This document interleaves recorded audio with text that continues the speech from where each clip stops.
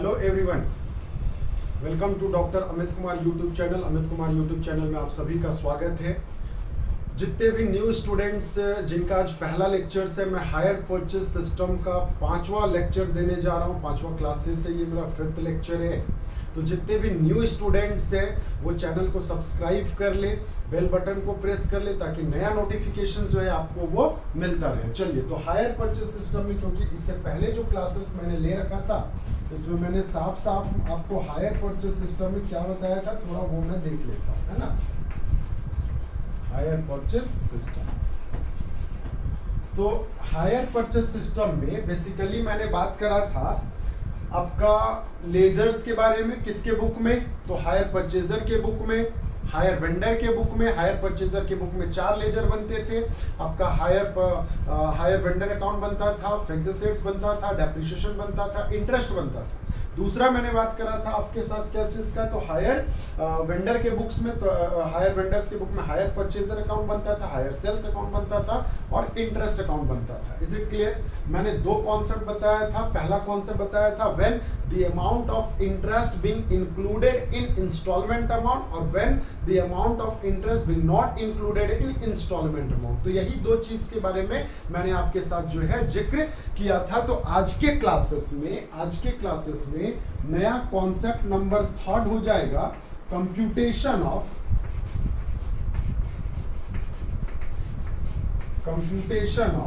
Cash price. आपके question में cash price नहीं दिए रहेंगे, आपको क्या निकालना है? कैश प्राइस निकालना है। कैश प्राइस आपके क्वेश्चंस में अवेलेबल नहीं है, मतलब आपको क्या क्या दिया रहेगा? हायर परचेज दिया रहेगा, क्या दिया रहेगा? आपका रेट ऑफ इंटरेस्ट दिया रहेगा, यही 2 चीज दिए रहेंगे। हायर परचेज प्राइस दिया हुआ है, मतलब डाउन पेमेंट दिया रहेगा, इंस्टॉलमेंट दिया रहेगा ना। तो ये सारे इंफॉर्मेशन जो हैं ये आपके क्वेश्चंस में अवेलेबल रहेंगे। जैसे चलिए एक मैं क्वेश्चन ले लेता हूं अपने मन से, एग्जाम्पल ये लिखते जाइए। हायर परचेज प्राइस जो है किसी एसेट्स का, हायर परचेज प्राइस जो है वो आपका हायर परचेज प्राइस जो है, मैं बुक से ले रहा हूं क्वेश्चन, ये 23,100 का है। देन डाउन पेमेंट जो होगा, जो इनिशियल फर्स्ट डे में जो हम लोग पेमेंट करते हैं, ये आपका दे रखा है, मान लेता हूं सपोज 4,000। डाउन पेमेंट कितना दे रखा है? तो डाउन पेमेंट जो दे रखा है वो आपका 4,000 दे रखा है। फर्स्ट ईयर में फर्स्ट इंस्टॉलमेंट जो है वो आपका 7600 का पहला इंस्टॉलमेंट है। 7600 का क्या है बताना? तो 7600 का पहला इंस्टॉलमेंट है। सेकेंड इंस्टॉलमेंट आपका है, सेकेंड इंस्टॉलमेंट जो है ये आपका 6000 का सेकेंड इंस्टॉलमेंट है। और थर्ड इंस्टॉलमेंट जो है, first instalment 7600, second 6000 and third instalment जो है वो आपका 5500 का है। थर्ड इंस्टॉलमेंट कितने का है बताना? 5500 का है। वेंडर ने रेट ऑफ इंटरेस्ट चार्ज कर रखा है, रेट ऑफ इंटरेस्ट जो है वो 10% पर एनम दे रखा है। कितना दे रखा है? 10% पर एनम दे रखा है। और क्वेश्चन में इसके अलावे जो है एक बात और बता रखा है, rate of depreciation. Rate of depreciation, depreciation के लिए मैंने बताया था अगर मेथड ना दिया रहे तो आप जो है यहाँ पे मान लेता हूँ सपोज 20% बस पर एनम दे रखा है, तो आप कौन सा मेथड यूज करेंगे? WDVM मेथड यूज करेंगे। अगर नहीं दे रखा है तो WDVM, अगर दे रखा है तो जो मेथड बोलता है वही मेथड यूज करेंगे। Is it clear? तो ये क्वेश्चन है, आप इसमें मेरे को एक बात बताओ, हायर परचेज प्राइस कितना है? 23,000।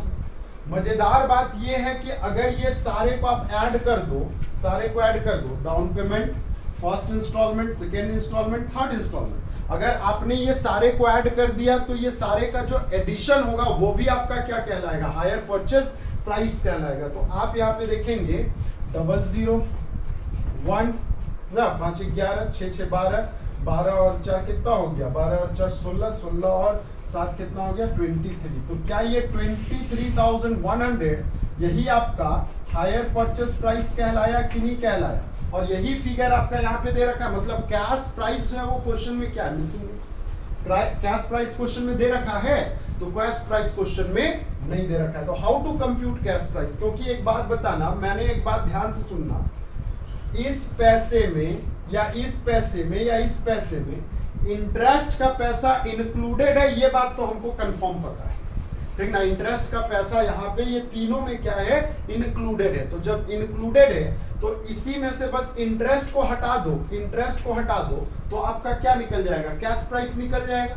डाउन पेमेंट में तो इंटरेस्ट होते नहीं है, सिर्फ हमारा इंस्टॉलमेंट में इंटरेस्ट होता है, क्योंकि डाउन पेमेंट तो at the time of delivery of the particular fixed assets जो है उसी टाइम हम लोग को क्या लगता है, डाउन पेमेंट लग जाता है। तो मेरे को एक बात बताना, हमारा यही दो तीनों में आपका क्या होगा, इंटरेस्ट का पैसा लगेगा। Is it clear. तो हमको यहाँ से इंटरेस्ट को एक्सक्लूड करना है। तो याद करो, मैंने आपको पिछला क्लासेस में मैंने आपको एक एनालिसिस टेबल बनाया था, मैं वही एनालिसिस टेबल से रिपीट करना चाह रहा हूं कि अगर एनालिसिस टेबल से मैंने अगर इस चीज को सॉल्यूशन करा तो फिर आप कैसे बनाओगे। चलो ये क्वेश्चन नोट डाउन कर लेंगे ताकि मैं इसका क्वेश्चन सॉल्व आउट कर पाऊं। चलिए, उम्मीद करता है कि आपने नोट डाउन कर लिया होगा। मैं इसको आगे कंटिन्यू कर रहा हूं, मिटा दे रहा हूं पूरा चीज को।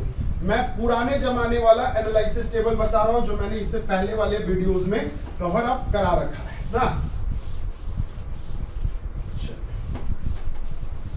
तो समझोगे चीजों को। सबसे पहले एनालाइज, कितना इंस्टॉलमेंट था, 3 इंस्टॉलमेंट। तो एनालिसिस टेबल जो है अगर हम बनाएंगे तो पुराने केस में अगर हम देखें, मैं ये के लिए तो मैं पुराना वाला ही बना रहा हूं फिलहाल, अभी मैं नया कॉन्सेप्ट नहीं बता रहा हूं, मैं पुराने से लेकर के नया बताऊंगा।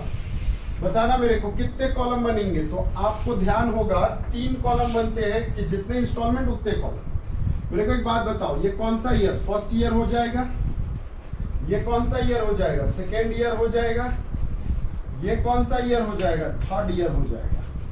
तो एक तो आपका first year, second year, third year. First year में आपका यहाँ पे कॉस्ट प्राइस क्वेश्चन में मिसिंग है कि नहीं मिसिंग है। तो कॉस्ट प्राइस तो दे ही नहीं रखा है ना, पहला साल में कॉस्ट प्राइस तो दे ही नहीं रखा है। लेकिन मजेदार बात ये था कि डाउन पेमेंट हमें क्वेश्चन में दे रखा है, और डाउन पेमेंट जो है ये हमारा 4000 था। जैसा कि आपने अगर क्वेश्चन मेंशन लिखा होगा तो ये 4000 है। बताना, जब आपको सीपीई नहीं पता तो क्या इसका आउटस्टैंडिंग अमाउंट पता रहेगा, नहीं। सर एक और बात बताओ, इसमें हम लोग को ऐड कर लेते हैं क्या चीज, इंटरेस्ट। इंटरेस्ट जो है वो एट द रेट ऑफ कितना परसेंट है, 10% है पर एनम। लेकिन मजेदार बात ये है कि इंटरेस्ट जो 10% निकलता है वो आउटस्टैंडिंग अमाउंट का निकलता है। इंटरेस्ट जो हमारा 10% निकलता है वो क्या चीज का निकलता है, या आउटस्टैंडिंग अमाउंट का निकलता है। और आउटस्टैंडिंग अमाउंट तभी निकलेगा जब कैश प्राइस दिया रहे। कहने का मतलब ना हम यहाँ पे इंटरेस्ट निकाल पा रहे हैं ना आपका ड्यू अमाउंट निकाल रहे हैं। लेकिन एक बात और बता दो, इसके बाद तुरंत हम फर्स्ट इंस्टॉलमेंट लेस करेंगे कि नहीं करेंगे। तो हाँ सर करेंगे। फर्स्ट इंस्टॉलमेंट जो है वो हमारा अमाउंट कितना है, तो फर्स्ट इंस्टॉलमेंट हमें जो वैल्यू याद है वो 7600 का है। सॉरी, जब 7600 का ये वैल्यू है तो आपका अब ये क्या हो जाएगा, बैलेंस शीट। ध्यान से समझोगे, जब यही वैल्यू नहीं पता तो सीडी का वैल्यू कहां से पता रहेगा ना, नहीं ना पता चल पाएगा। चलिए अब आगे देखो, यही बैलेंस सीडी जो है वो आपका बैलेंस बीडी आ जाएगा, और ये वैल्यू कितना नहीं पता हमें फिर से। लेकिन मेरे को एक बात फिर से बताना, इंटरेस्ट का जो वैल्यू है ना बालक, वो एट द रेट ऑफ कितना परसेंट होगा, 10%। ये इसका 10% निकलेगा, नहीं पता हमें, चलो छोड़ दो, नहीं पता कोई बात नहीं, मैं बस ऐसी कॉन्सेप्ट समझा रहा हूं आपको। अब सेकेंड इंस्टॉलमेंट में आ जाओ। सेकेंड इंस्टॉलमेंट में क्या ये 6000 है, तो हाँ सर बिल्कुल 6000 है। अगेन फिर से यहाँ पे ये इंस्टॉलमेंट हमें नहीं पता, बैलेंस सीडी नहीं निकल पाएगा। यही सीडी जो है नेक्स्ट ईयर क्या कहलाएगा, बैलेंस बीडी कहलाएगा। तो बीडी हमें नहीं पता, ऐड कर लो interest, interest at the rate of 10%। अब आप बोलोगे सर ऐसा टाइम पास आप क्यों कर रहे हैं। बेटा ऐसा है ना कि ये कॉन्सेप्ट से आपको बहुत अच्छे से समझ में आ जाएगा कि मैं बताना क्या चाह रहा हूं, ठीक है ना, बताना क्या चाह रहा हूं। बताना यहां पे आपका लेस कर दोगे थर्ड इंस्टॉलमेंट। थर्ड इंस्टॉलमेंट हमारा 5500 है। मजेदार बात यह है कि लास्ट वाला वैल्यू आपको पता रहता है, और लास्ट वाला वैल्यू क्या होता है, नील होता है। लास्ट वाला वैल्यू जो है वो क्या होता है बताना, तो लास्ट वैल्यू जो होता है वो नील होता है। और मजेदार बात यह है कि यहाँ पे नील कब होगा, जब आपका आउटस्टैंडिंग अमाउंट 5500 होगा। समझ रहे हो चीजों को मैं क्या बता रहा हूं, जब आउटस्टैंडिंग अमाउंट आपका कितना होगा 5500 होगा, तब ना 55 माइनस हो गया, नील हो गया। मैं इधर से तो नहीं जा सका, इधर से कैश प्राइस नहीं निकाल पाया, मैं बैक साइड से आता हूं तो देखता हूं। चलो चक्कर, मेरे को एक बात बताना, अगर यहाँ पे 100 होगा, मान लेता हूं 100 अगर होता है, तो 100 का 10% कितना हो जाएगा, 10। तो इसका मतलब ये 110 के बराबर कितना है, 110 के बराबर कितना है, 5500 है, हाँ कि नहीं। 110 के बराबर कितना, 5500। तो भैया हम 100 के बराबर कितना निकाल लेंगे, x का वैल्यू। तो क्या 100 के बराबर x का जो वैल्यू है, क्या हम यहाँ पे BD जो है, देखो ध्यान से सुनना, थोड़ा स्पेस कम है इसीलिए मैं ऐसे समझा रहा हूँ। बैलेंस BD जो है कुछ इस टाइप से नहीं निकलेगा, 5500 डिवाइडेड बाई 110, क्योंकि 110 के बराबर है तो 100 के बराबर क्या होगा, तो 100 के बराबर क्या ये 5000 नहीं हो जाएगा, बताओ तो मेरे को, 5000 होगा। तो यही 5000 जो है आपका BD वैल्यू 5000 आ गया।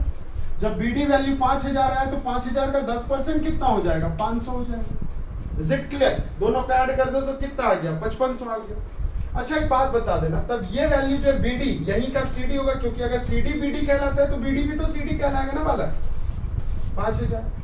यहाँ पे 5000 कब होगा, जब ये वैल्यू आपका 11000 हो जाएगा। कॉमन सेंस से 11000 में 6000 माइनस कर दोगे तो कितना वैल्यू आएगा, 5000 आएगा ना। देखो मजेदार लॉजिक निकल रहा है। अब आपको मेरे बताने से पहले समझ में आ जाना होगा कि सर 110 के बदले 11000, तो इसका कहने का मतलब यहाँ पे कितना वैल्यू, 10000 होना चाहिए, तब तो 10000 का 10% 1000 होगा ना सर। ये बात समझ में आ रही है, तब 11000 हो गया। अब जब 10000 यहाँ पे, तो यहाँ पे भी तो 10,000 होंगे ना।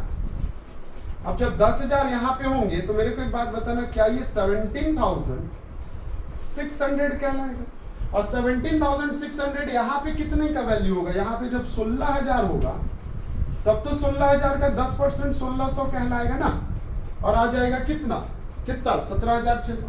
16,000 कब होगा, ये 4,000 है, जब आपका यहाँ पे कैश प्राइस आपका 20,000 होगा, कैश प्राइस 20,000 होगा, तब तो 20,000 में माइनस कर दोगे 4,000 तो 16,000 तो निकल गया 20,000 हमारा कैश प्राइस इस क्वेश्चन का। है ना इंटरेस्टिंग बात।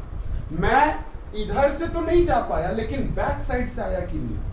अब बताओ भैया, अगर ऐसे बनाओगे तो क्या आपके एग्जाम में टीचर को पता चलेगा कि मैंने बैक साइड से बनाया, नहीं ना। तो आप इसको अब नया एनालिसिस टेबल का नाम देंगे। ये एनालिसिस टेबल इसमें सक्सेस नहीं करेगा। मैंने बस आपको समझाने का कोशिश किया कि आप first year, second year, third year पहले बनाते थे, अब ये पॉसिबल नहीं है। अब आप क्या करेंगे, पहले जो है वो आपको थर्ड ईयर देखना पड़ेगा, and thereafter second year, and thereafter first year. Is it clear. तो चलिए हम नया एनालिसिस टेबल कैसे बनाएंगे इसको नोट डाउन कर लेंगे, ताकि आपको आसानी से समझ में आ जाए चीज।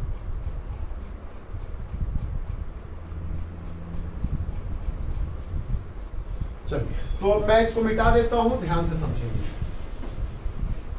एनालिसिस टेबल, ठीक है ना, फॉर कंप्यूटेशन ऑफ क्या चीज, कैश प्राइस। जब कैश प्राइस आपको निकालना पड़ेगा तो एनालिसिस टेबल जो है थोड़ा सा चेंज हो जाएगा।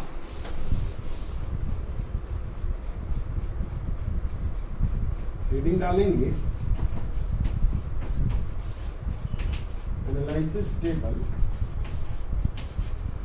For computation of cash price and interest. साथ में इंटरेस्ट भी जोड़ दो, है ना, साथ में इंटरेस्ट भी जोड़ दो। देखो ध्यान से, बहुत मजेदार बात बताने जा रहा हूं। पहला कॉलम तो भैया ईयर का ले लो, पहला कॉलम ईयर का ले लो, दूसरा कॉलम अनपेड अमाउंट का ले लो, जो पैसा अब तक आपने नहीं पेमेंट किया, अनपेड अमाउंट। तीसरा कॉलम ले लो, अमाउंट ऑफ इंटरेस्ट का, अमाउंट ऑफ इंटरेस्ट का। और इंटरेस्ट का अमाउंट जो है वो कैसे निकलेगा वो देख लो, unpaid amount multiple rate divided by 100 plus rate, यही फॉर्मूला होगा। देन इसके बाद लास्ट का जो कॉलम बनेगा वो आ जाएगा amount of cash price, cash price का। तो कैश प्राइस कैसे निकलेगा, ये निकलेगा amount of instalment minus interest, minus क्या कर लेंगे हम, इंटरेस्ट कर लेंगे, ठीक है ना, amount of instalment minus interest. तो पहला जो कॉलम है वो ईयर का है, दूसरा जो कॉलम है वो आपका अनपेड अमाउंट का है, तीसरा जो कॉलम है वो आपका अमाउंट ऑफ इंटरेस्ट, और वो कैसे निकल रहा है, तो unpaid amount multiple rate divided by rate multiple divided by 100 plus rate. तीसरा है आपका, नेक्स्ट है चौथा, अमाउंट ऑफ कैश प्राइस, और वो कैसे निकल रहा है, तो amount of instalment minus interest. चलिए, मैंने आपको बताया था कि आप जो है आप फर्स्ट ईयर से बात नहीं करेंगे, आप थर्ड ईयर से बात करेंगे। तो बताना ईयर बोलो या इंस्टॉलमेंट बोलो, तो ये थर्ड है। थर्ड ईयर में अनपेड अमाउंट कितना था, 5500 था कि नहीं था, तो उसका आंसर अनपेड अमाउंट जब 5500 था तो 5500 रेट कितना था, रेट ऑफ इंटरेस्ट बता दो, 10% था, डिवाइडेड बाय 100 प्लस 10, 100 प्लस 10 क्या 110 नहीं हो जाएगा, तो इसका टोटल जो है क्या ये 500 आएगा।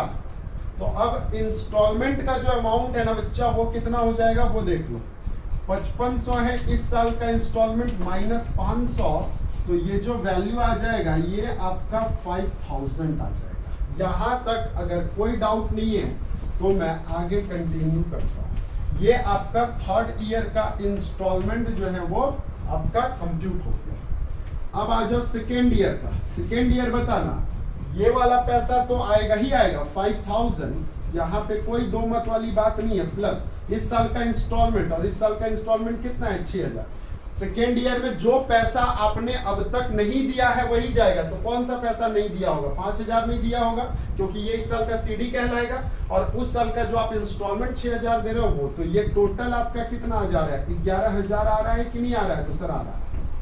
अब यही 11000 अनपेड कहलाएगा, तो 11000 मल्टीपल 10 डिवाइडेड बाई 110 कर लोगे तो 1000 आ जाएगा, और यहाँ पे आपका 6000 देखना, 6000 माइनस कर लेंगे 1000, क्योंकि 6000 इंस्टॉलमेंट है, तो क्या ये 5000 होगा, तो सर हाँ होगा। अब एक बात बताओ, ये भी आपका सेकेंड वाला भी कॉन्सेप्ट जो है ये आपका कंप्लीट हो चुका है। तो अब मैं बातें जो करूंगा वो क्या चीज का करूंगा, फर्स्ट इंस्टॉलमेंट, फर्स्ट की बात करूंगा। तो फर्स्ट में देखो यहाँ पे आपका 5000 और 5000 कितना हो गया बच्चा लोग, तो 5000 और 5000 10000, 5000 प्लस 5000 प्लस इस साल का इंस्टॉलमेंट क्या 7600 है, तो सर है 7600 है, और 7600 है तो क्या ये 17600 हो जाएगा कि नहीं हो जाएगा, तो 17600 हो जाएगा।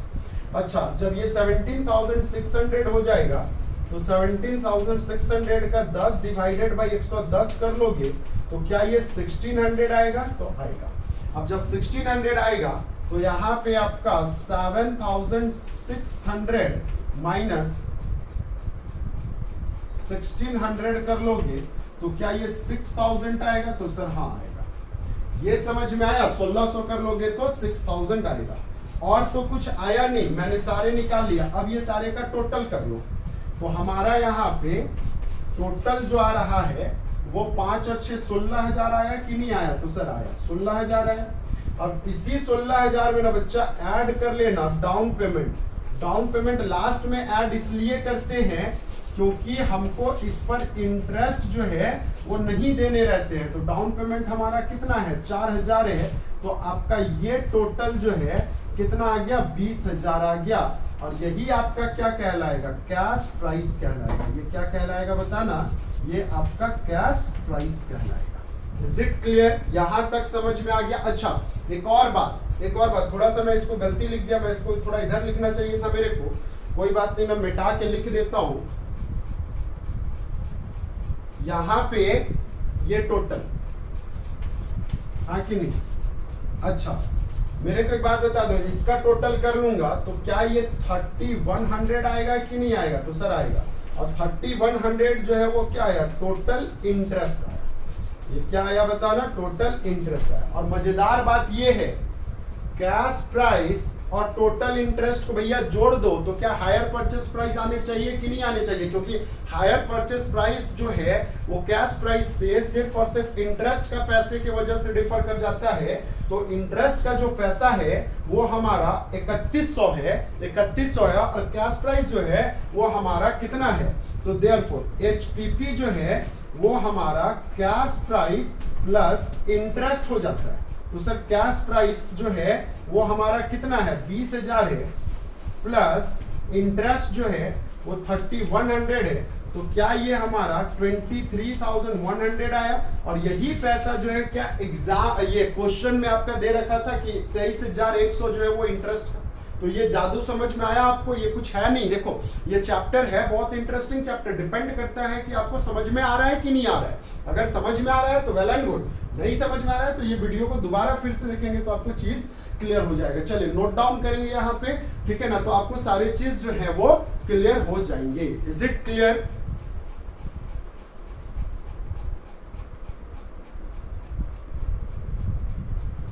चलिए तो उम्मीद करता हूं कि आपने ये नोट डाउन कर लिया होगा। मैं अब इसी टाइप से एक मेथड बताता हूं। अच्छा एक चीज मैं बता दूं, यहाँ पे मैंने मिटा दिया, कोई बात नहीं। लेजर जो है ना कोई चेंजेस नहीं होगा, लेजर जो इससे पहले वाले वीडियोस में मैंने कर रखा है वही लेजर बनेगा। यहां से इंटरेस्ट का अमाउंट लेंगे, यहां से इंस्टॉलमेंट का अमाउंट, जो इंस्टॉलमेंट है ना वो इंस्टॉलमेंट का अमाउंट लिया जाएगा और कुछ नहीं लिया जाएगा, ठीक है।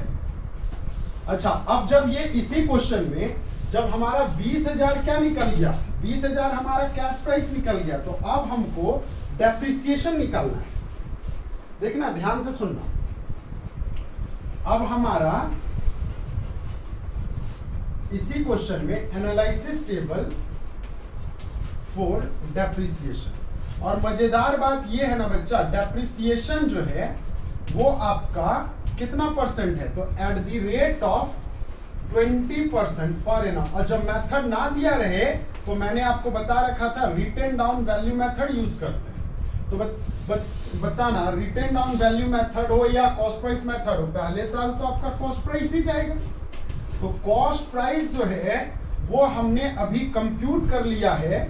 ये आपका कंप्यूटेड में लिख देता हूं क्योंकि ये कंप्यूटेड वैल्यू है ना, ये कंप्यूटेड वैल्यू है। और ये कंप्यूटेड वैल्यू जो है ये आपका 20,000 है। इज इट क्लियर, ये कितना है 20,000 है। तो लेस कर दोगे सबसे पहला डेप्रिसिएशन। और मजेदार बात ये है कि डेप्रिसिएशन जो है वो एट द रेट ऑफ कितना परसेंट, तो at the rate of 20% per annum है ऑन WDVM। और WDVM जो है वो हमारा 20,000 का 20% कितना हो जाएगा, तो 4,000 हो जाएगा। और यही 4,000 जो है आउटर कॉलम में चला जाके ये कितना हो जाएगा, तो 16,000 हो जाएगा। यहां तक समझ में आया। और ये जो वैल्यू है ये आपका सेकेंड ईयर का वैल्यू है। अच्छा नेक्स्ट ईयर फिर से लेस कर देंगे डेप्रिसिएशन।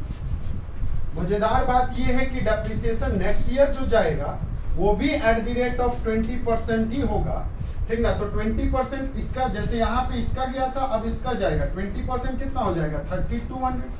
तो जब 3200 होगा तो ये चला जाएगा आपका 12,800, शायद यही वैल्यू जाएगा। अब जब 12,800 आया ये थर्ड ईयर का, तो अब मैं बात करूंगा कौन सा, यहाँ पे थर्ड ईयर मैंने ये किया तो अब इसमें फिर से लेस कर देंगे डेप्रिसिएशन। अच्छा मैंने ना डेप्रिसिएशन बाद में इधर शॉर्ट में लिख दिया, लेकिन आप ऐसे नहीं लिखेंगे, आप पूरा लिखेंगे at the rate of 20% per annum ना, 20% per annum on written down value method, या पूरा लिखेंगे है ना। तो अब आपका यहाँ पे 12 का आ जाएगा, ये कितना 25,60 जो है ये आपका क्या है डेप्रिसिएशन है। तो जो बैलेंस बचा वही आपका 4th ईयर का क्या कहलाएगा, बैलेंस सीडी कहलाएगा, क्योंकि आपको 3 साल का इंस्टॉलमेंट दे रखा है तो 3 ही साल आप जाओगे, ठीक है ना। आप कितना साल जाओगे यहाँ पे, आप 3 साल जाओगे, तो ये आ जाएगा 4 0 7 में 5 2 0 और ये 10,240 रुपया जो है ये आपका बैलेंस सीडी बचेगा। अब इसको आप लेजर में वैल्यू पुट डाउन कर सकते हैं कि नहीं, क्योंकि असेट्स फिक्स असेट्स अकाउंट बनेगा, तो फिक्स असेट्स के लिए पहला कॉलम जो बनेगा वो टू हायर वेंडर 20,000 जाएगा, देन बाय डेप्रिसिएशन 4,000, सीडी फिर आपका कितना 16,000, यही सीडी बीडी बन जाएगा और क्रेडिट साइड में फिर डेप्रिसिएशन आ जाएगा कितने का 3200 का, एंड देन इसके तुरंत बाद जो है ये आपका 3200 जो है सीडी फिर से आ जाएगा कितने का 12,800, एंड 12,800 के बाद जो डेप्रिसिएशन चार्ज होगा वो 2560 रुपया होगा, देन 2560 के बाद सीडी जो बचेगा वो 10,240 होगा, और 10,240 ही जो है आपका बीडी बन करके क्लोज हो जाएगा। डेप्रिसिएशन का जो अकाउंट बनेगा वो आपका 2 fix assets bye PL, 2 fix assets bye PL, 2 fix assets bye PL. यहां तक कोई डाउट नहीं है, इसको नोट डाउन कर लेंगे। चलिए, तो अगर ये नोट डाउन कर लिया है तो मैं इसके आगे बता देता हूं कॉन्सेप्ट, और थोड़ा सा, बहुत बड़ा कॉन्सेप्ट नहीं है, छोटा सा कॉन्सेप्ट है, एकदम 2-5 मिनट का कॉन्सेप्ट है। हाफ ईयरली इंस्टॉलमेंट रहेगा तो हाफ ईयरली इंस्टॉलमेंट रहेगा तो इसमें ना बहुत ज्यादा दिमाग नहीं लगाना है। हाफ ईयरली इंस्टॉलमेंट रहेगा ना बेटा, तो बहुत ज्यादा दिमाग नहीं लगाना है। इसमें बस ये देख लो कि इंस्टॉलमेंट तो साल में 2 बार दे रहे हैं। जैसे मान लेता हूं मैं एक एग्जांपल में डायग्राम से समझाता हूं। यहाँ पे आपका ये डेट ऑफ डिलीवरी था, आपने डिलीवरी दिया तो यहाँ पे आपने डाउन पेमेंट किया होगा 1 साल, फर्स्ट ईयर है ना, सेकेंड ईयर ले लिया मैंने, एंड देन यहाँ पे 3rd ईयर ले लिया। ध्यान से समझो, लेकिन इंस्टॉलमेंट जो मैं दे रहा हूं ना वो ऐसे दे रहा हूं। देखो ये आपका first instalment, second instalment, 3rd instalment, 4th instalment, 5th instalment है ना, और ये लास्ट आपका 6th इंस्टॉलमेंट। बताना मैंने जो इंस्टॉलमेंट दिया है वो हाफ ईयरली दिया कि नहीं दिया, तो सर हाफ ईयरली दिया। यहां पे क्वेश्चन में अगर मान लेता हूं suppose if rate of interest जो है कुछ ऐसे दे रखा है 10% पर एनम दे रखा है, तो बताना पूरे 1 साल का जो इंटरेस्ट है वो 10% है। हमको तो ईयरली नहीं ना चार्ज करना है, हमको हाफ ईयरली करना है। तो हाफ ईयरली मतलब इसका आधा कितना 5% इधर हो जाएगा, 5% इधर हो जाएगा, मतलब सीधा सा हाफ ईयरली मतलब क्या हो गया, डिवाइडेड बाई 2 हो गया। तो आप डिवाइडेड बाई क्या कर लेना, 2 कर लेना। उसी तरह अगर यहाँ पे पर हाफ ईयर दिया रहता तब तो ये टेंशन लेने वाली बात नहीं है, क्योंकि यहाँ का साफ साफ दे रखा है कि आधे साल का कितना चार्ज होगा 10%। तो इंटरेस्ट को तो क्लासिफाई नहीं करना, डिफाइन ही नहीं करना, डायरेक्ट जो है एनालिसिस टेबल जो बनेगा वहां पे 10% लेकर के बनाएंगे अगर ये रहेगा तो, और वही अगर पर एनम दिया रहेगा तो 10 डिवाइडेड बाई क्या कर लेंगे 2। अच्छा, इसी में क्वेश्चन और रहता है, इसमें अगर आप अब देखो इंटरेस्ट तो हर 6 महीना में चार्ज हो रहा है कि नहीं हो रहा है। इंटरेस्ट आपका यहाँ पे भी चार्ज हुआ, यहाँ पे भी, यहाँ पे भी, यहाँ पे भी, यहाँ पे भी, यहाँ पे भी, हर 6 महीना में इंटरेस्ट चार्ज हो रहा है। लेकिन क्या हर 6 महीने में पीएल में ट्रांसफर होगा, तो नहीं। तो हमने इसके लिए पहले भी बता रखा था कि जब इंटरेस्ट का जो लेजर बनेगा ना, देखो मैं थोड़ा सा एक लेजर भी एक नाम के लिए मैं बना के बता देता हूँ। इंटरेस्ट का जो लेजर बनेगा यहाँ पे पहला तो जून जाएगा टू हायर वेंडर, ठीक, फिर से दिसंबर जाएगा टू हायर वेंडर, 2 बार जाएगा, एंड देन उसके बाद एक ही बार दिसंबर में बाई पीएल, दोनों पैसा को कंबाइन करके दिखा देंगे, और पैसा यहाँ पे ये 2 इंस्टॉलमेंट का गया, ठीक ना, लेकिन दोनों का एक ही साल, क्योंकि पीएल जो बनता है वो 1 साल बनता है, तो सारे दोनों का ये दोनों का इंटरेस्ट का कंबाइंड वैल्यू जो है वो पीएल में ट्रांसफर कर दिया जाएगा। यहां तक अगर समझ में आ गया होगा तो एक कॉन्सेप्ट में और इसी तरह लेकर के चलता हूं। अगर सर ये हाफ ईयरली इंस्टॉलमेंट नहीं है ना, मजेदार बात ये है कि ये क्वार्टरली है, ये क्वार्टरली इंस्टॉलमेंट है, तो भैया क्वार्टरली इंस्टॉलमेंट में ज्यादा दिमाग नहीं लगा। इंटरेस्ट अगर आपका पर एनम दे रखा है तो डिवाइडेड बाई 4 हो जाएगा, क्योंकि 1 साल में 4 क्वार्टर होते हैं, तो डिवाइडेड बाई 4। अगर पर हाफ ईयर का इंटरेस्ट दे रखा है तो डिवाइडेड बाई 2, और अगर पर क्वार्टर दे रखा है तब तो कुछ करना ही नहीं है। अच्छा, इंटरेस्ट का लेजर में कैसे चार्ज होगा? तो इंटरेस्ट का लेजर में जो है ये आपका जैसे यहाँ पे 2 लिखा है 6 महीने पे, तो यहाँ पे 4 आइटम हो जाएगा। पहला आपका मार्च का, फिर जून का, फिर अक्टूबर का, सितंबर का, फिर उसके बाद लास्ट में दिसंबर। और पीएल जो है ये चारों इंटरेस्ट को ऐड करके एक साथ पीएल में ट्रांसफर होगा।